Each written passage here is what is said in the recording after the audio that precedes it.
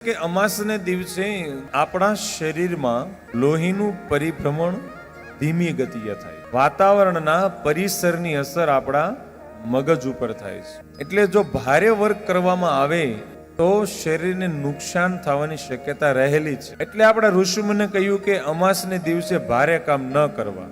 જેમ કે આપણા વડવાઓ છે, પેલા અમાસને દિવસે તાતી નતા ચલાવતા, બળદને આરામ આપતા. કુંભાર લોકો કામ ન કરે, કડિયા અમાસને દિવસે કામ ન કરે. જે વર્કલોડ જેની પાસે વધારે હતો, વધારે ભારે કામ જેને કરવાનું છે, એ દિવસે શરીરમાં પાણીનું પરિભ્રમણ વધે, લોહીનું પ્રમાણ ઓછું. એટલા માટે આપણે ત્યાં અમાસને પાળવામાં આવે. તો આ દિવસોમાં શું થાય? તો આ દિવસોમાં તમારા મન ઉપર શાંતિ વધે. શાંતિ વધે એટલે તમે ભગવાનનું ધ્યાન ધરી શકો, સારી રીતે ભગવાનની પૂજા વ્યવસ્થિત કરી શકો. એટલા માટે અમાસનું વિશેષ મહત્વ. અને એમાંય સોમવાર એટલે ભગવાન મહાદેવની ઉપાસનાનો વાર. આ દિવસે કરેલું સત્કર્મ વિશેષ ફળ આપે છે. અને આ દિવસ શરીરને શારીરિક રીતે રેસ્ટ આપવાનો દિવસ અને માનસિક રીતે ભગવાન સાથે રહેવાનો દિવસ.